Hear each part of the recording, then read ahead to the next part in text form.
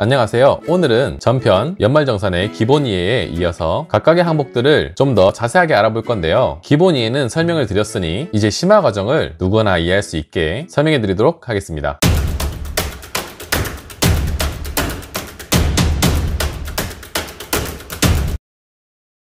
먼저 연말정산 공제 방식이 소득공제와 세액공제 두 가지 방식이 있다고 기본 이해 영상에서 알려드렸죠. 둘 다 한 번에 알려드리기는 영상 내용이 너무 길어져서 소득공제의 각각의 항목들을 먼저 자세히 알려드리고 다음 영상에서 세액공제 항목들을 다뤄볼게요. 소득공제 항목들 중 첫 번째 항목은 기본공제입니다. 기본공제. 기본공제는 인적공제라고도 했죠. 내가 부양하고 있는 부양가족의 인원수 1명당 150만원씩 공제 혜택을 받습니다. 부양가족은 본인의 직계가족이거나 형제 자매 및 배우자의 부모님까지 얼마든지 등록이 가능하지만 인적공제 혜택을 받으시려면 나이나 소득 부분에서 특정 조건을 충족해야 합니다. 이 조건들을 알아볼게요.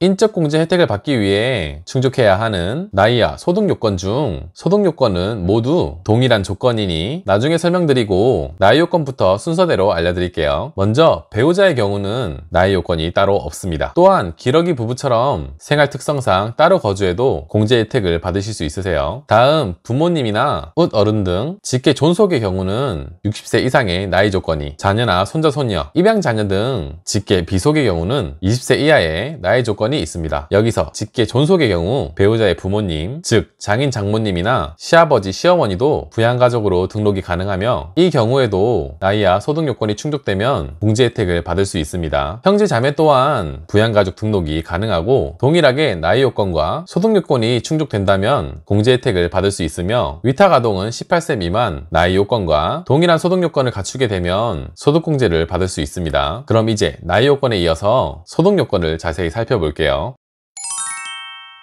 소득 요건은 1년간 총 소득 금액이 100만원 이하여야 등록이 가능합니다. 이는 순수익으로 1년간 총 매출이 아니라 매출에서 비과세, 분리과세, 필요경비를 뺀 순수익이 100만원 이하를 말해요. 여기서 비과세는 세금이 발생하지 않는 소득, 분리과세는 소득이 안 잡히게 따로 신고하는 소득, 필요경비는 소득을 얻기 위해 들어간 투자 비용을 뜻해요. 예를 들어 배우자가 사업을 하는데 매출은 1000만원이지만 물건 원가와 포장비, 배송비가 900만원인 경우 900만원의 필요경비를 제외하면 순수 소득은 100만원이기 때문에 부양가족 인적공제 혜택을 받을 수 있습니다. 다만 사장이 아니라 사업주 밑에서 월급을 받으며 노동을 제공하고 돈을 버는 근로소득만 있는 경우는 1년 총 급여액이 500만원 이하라면 동일하게 부양가족 기본공제 혜택을 받을 수 있습니다. 그 외에도 연금소득이 있는 경우 세금을 내지 않는 비과세 연금을 제외하고 1년간 받은 연금소득이 116만원을 초과하면 기본공제가 불가능합니다. 여기에 개인적으로 추가로 가입한 연금저축이나 퇴직연금 등이 있어서 연금 수익이 늘어난 경우는 좀 더 한도를 늘려줘서 1년간 받는 연금이 1200만원 이내라면 기본공제가 가능하고 1200만원을 초과한다면 기본공제가 불가능합니다. 또한 부양가족이 월세 등의 주택 임대소득이 있는 경우 연소득이 2000만원 이하라면 다른 소득과 합산하지 않고 주택 임대소득만 따로 신고해서 세금을 계산할 수 있는데요. 이를 분리과세라고 합니다. 분리과세를 선택해서 세금을 납부하면 소득금액 100만원에는 포함이 되지 않기 때문에 기본공제를 받을 수도 있습니다. 마지막으로 은행이자나 주식 배당금 등의 금융소득이 있는 경우 연 2000만원 이하라면 동일하게 분리과세 신고를 하면 기본공제가 가능하고 2000만원이 초과하면 종합소득세 신고 대상으로 인적공제 대상에서도 제외됩니다. 또한 주식거래로 인한 양도소득세가 있는 경우 예를 들어 미국 주식을 판매하고 소득이 발생한 경우 이 순소득이 100만원 이상이면 부양가족 기본공제를 받을 수 없습니다. 다만 미국 주식은 주식 매도로 발생한 수익에서 연 250만원을 공제해주기 때문에 연간 350만원의 주식이익까지는 250만원이 제외된 100만원이 소득으로 잡혀 100만원 이하로 기본공제가 가능하지만 350만원에서 1만원이라도 초과하면 소득이 101만원으로 기본공제가 불가능합니다. 부양가족 기본공제 시 나이 요건과 소득 요건이 충족된다면 부양가족 1인당 150만원을 공제받을 수 있으며 본인은 기본 포함이라 150만원은 기본으로 공제됩니다. 여기서 부양가족 중에 150만원 이상 더 추가적으로 공제받는 대상도 있는데요. 기본공제 부분에 추가공제 사항을 알아보겠습니다.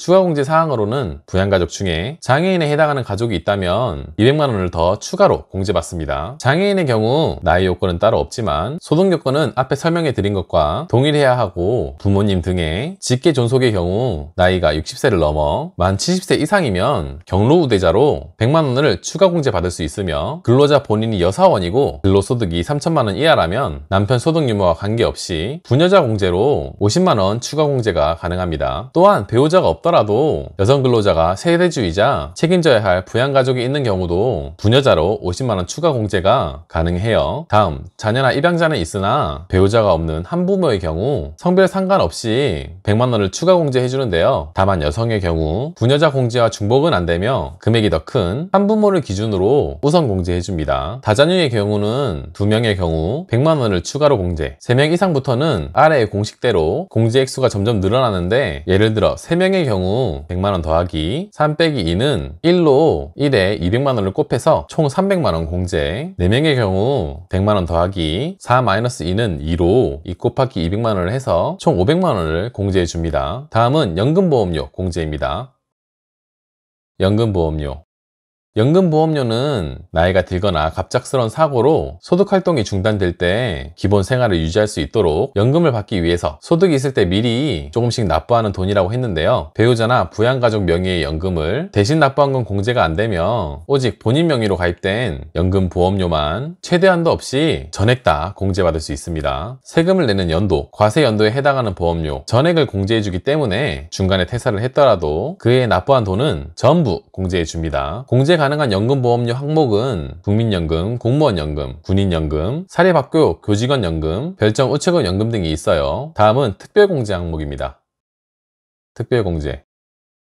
특별공제 항목은 보험료와 주택자금이 있는데요. 먼저 보험료 항목을 설명하자면 고용보험, 건강보험, 노인 장기요양보험이 해당됩니다. 여기서 고용보험, 건강보험, 노인 장기요양보험은 무엇인가? 여러분들 혹시 아르바이트를 하거나 직장을 다니셨다면 4대 보험이라는 말 한 번쯤은 들어보셨을 건데요. 4대 보험은 고용기간이 1개월 이상, 월 60시간 이상 근무한다면 사업장에서 의무적으로 가입하게끔 되어 있습니다. 4대 보험의 4가지 항목으로는 국민연금, 고용보험, 건강보험, 산재보험이고, 산재보험의 경우는 사업주가 비용을 모두 납부하지만 나머지 3가지 항목은 근로자와 사업주가 보험 비용을 나눠서 내게 되는데요. 여기서 국민연금은 앞에 설명해 드린 연금보험료, 특수항목 보험료 부분에 고용보험, 건강보험, 노인 장기요양보험은 4대 보험에 속해 있는 고용보험과 건강보험에 해당되며, 노인 장기요양보험은 건강보험 내에 속해 있어요. 건강보험료, 고용보험료, 노인 장기요양보험료 또한 연금보험과 마찬가지로 배우자나 부양가족 명의로 납부한 고용보험료, 건강보험료는 공제 대상에 포함되지 않고 근로자 본인만 최대한도 없이 전액 공제를 받으며, 회사를 다니는 직장 가입자뿐만 아니라 프리랜서 같은 지역 가입자도 근로 제공 기간 중에 납부한 보험료 모두가 소득 공제 대상이 되며 납부한 전액을 공제받는 점 참고하세요. 다음은 특수항목의 주택자금 공제입니다.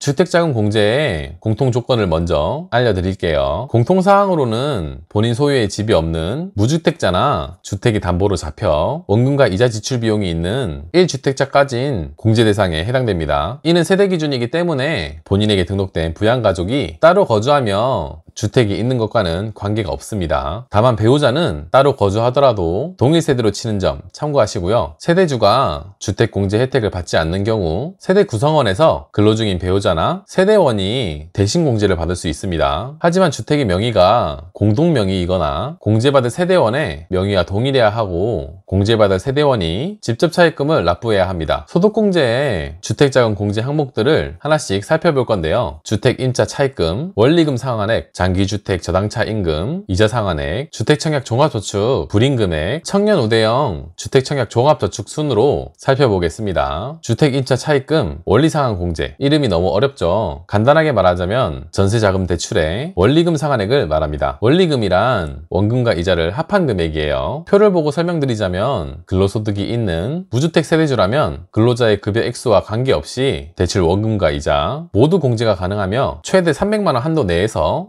40%를 공제해 줍니다. 예를 들어 1년 동안 원리금을 400만원 상환했다면 한도가 300만원이기 때문에 300만원에서 공제율이 40%이기 때문에 120만원까지 소득공제 혜택을 볼 수 있습니다. 전세를 얻기 위해 실행한 대출뿐만 아니라 월세 보증금 납부를 위한 대출도 포함되며 전세자금 대출 상품으로 대출할 경우 공제가 가능하고 신용대출은 공제 대상에서 제외됩니다. 수도권 지역 주택일 경우 26평 이하의 주택이어야 하며 오피스텔도 공제에 포함됩니다. 다음은 장기주택 저당차 임금, 이자 상환 공제에 대해서 설명드릴게요. 장기주택 저당차 임금, 이자 상환 공제는 간단하게 주택담보대출 이자 상환액을 말합니다. 말 그대로 이자에 대해서만 공제를 받을 수 있어요. 하지만 100% 공제가 가능합니다. 공제 요건으로는 주택 취득 당시 무주택자 혹은 1가구 1주택자여야 하며 근로자의 급여 수준과 관계없이 혜택을 받을 수 있지만 주택 기준 시가가 5억 원 이하여야 공제가 가능합니다. 여기서 기준 시가란 세금 부과에 기준이 되는 가격을 의미해요. 공제 최대 한도는 금리 유형과 상환기간에 따라 공제 최대 한도가 다른데요. 여기서 금리 유형이란 원금에 대한 이자가 발생되는 형태를 뜻합니다. 대표적으로 고정금리와 변동금리가 있어요. 고정금리는 시간이 지나도 이자가 변하지 않는 금리이고 변동금리는 시장 상황에 따라 이자가 변하는 금리입니다. 장기주택 저당차 임금, 이자 상환 공제의 공제 한도는 상환기간이 10년 이상 15년 미만의 고정금리 또는 비거치의 경우 공제 한도는 최대 300만원이며 상환기간이 15년 이상의 기타 유형은 500만원, 상환기간 15년 이상의 고정금리 또는 비거치 시 1,500만원, 고정금리이고 비거치 시 1,800만원으로 공제 금액이 조금씩 다릅니다. 여기서 비거치란 거치식의 반대 의미로 원금과 이자를 함께 상환하는 방식의 비거치 방식입니다. 일반적인 상환 방식이죠. 그럼 거치식은 원금은 그대로 두고 이자만 먼저 갚는 방식이니 참고만 하시기 바랍니다. 다음으로 주택청약 종합저축 불입금액 공제와 청년 우대형 주택청약 종합저축은 모두 청약저축에 관련된 사항이며 청약이란 계약을 체결하기 위해서 이사 표현을 하는 것을 청약이라고 합니다. 그럼 청약저축은 아파트 등의 주택 매매 시 구매하려는 사람들이 많아 경쟁이 발생하는 경우 청약저축 상품을 가입하여 주택 마련의 준비를 미리 한 가입자에게 가산점을 주어 계약을 좀 더 유리하게 도와주는 저축 상품으로 납입한 금액의 최대 40%를 공제해주며 최대 한도는 연 240만원입니다. 공제 조건은 총급여 7천만원 이하의 근로자여야 하며 무주택 세대주만 가능하고 은행에서 주택청약 통장을 가입할 때 은행에 비치되어 있는 무주택 확인서를 제출해야 공제 혜택을 받을 수 있습니다. 주택청약 종합저축 공제 시 의무가입 기간이 5년이 있고 5년 이내에 해지할 경우 추징세액이 있는데요. 저축 불입액의 6%, 저축한 금액의 6%를 추징세액으로 납부해야 합니다. 마지막으로 기타 공제입니다. 기타 공제. 기타 공제는 신용 체크카드나 현금 영수증 등 소비 금액에 관한 공제인데요. 먼저 소비 부분에서 소득공제를 받으려면 나의 총 급여액의 25%를 초과하는 소비를 해야 합니다. 예를 들어 총 급여액이 4천만원이라면 4천만원의 25%인 최소 1,000만원 이상의 소비를 해야 1,000만원 이상 초과된 금액 부분을 계산해서 공제가 이뤄지게 돼요. 애초에 총 급여액의 25%가 초과하지 않으면 소비를 한 부분에서는 공제를 받을 수 없으니 신용 체크카드는 기록이 자연스럽게 남지만 현금으로 결제한다면 반드시 현금 영수증을 요청해서 소비 기록을 남기는 것이 중요합니다. 총 급여액의 25% 이상 초과 소비를 하여 공제를 받게 되는 경우 결제 수단과 사용처마다 공제 비율이 다른데요. 결제 수단별 공제 비율은 신용카드는 15%, 체크카드, 현금 영수증은 30%로 체크카드와 현금 영수증 공제 비율이 조금 더 높고 사용처별 공제 비율은 도서, 공연, 신문, 박물관, 미술관은 30%, 전통시장, 대중교통은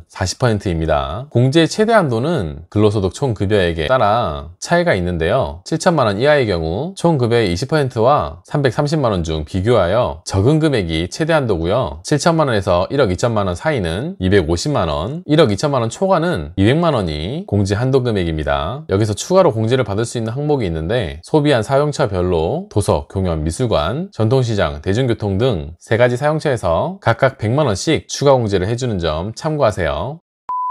오늘은 연말정산 소득공제의 항목별 자세한 내용을 설명드렸습니다. 오늘도 유익하셨나요? 다음 시간에는 연말정산 세액공제의 자세한 내용을 항목별로 체크해 보겠습니다. 오늘 영상이 도움이 되셨다면 화면에 보이는 것과 같이 구독과 좋아요를 클릭하셔서 재테크의 기초부터 하나하나 알아가는 현명한 자산가가 됩시다. 구독과 좋아요는 더욱 양질의 컨텐츠를 제작하는 데 도움이 됩니다.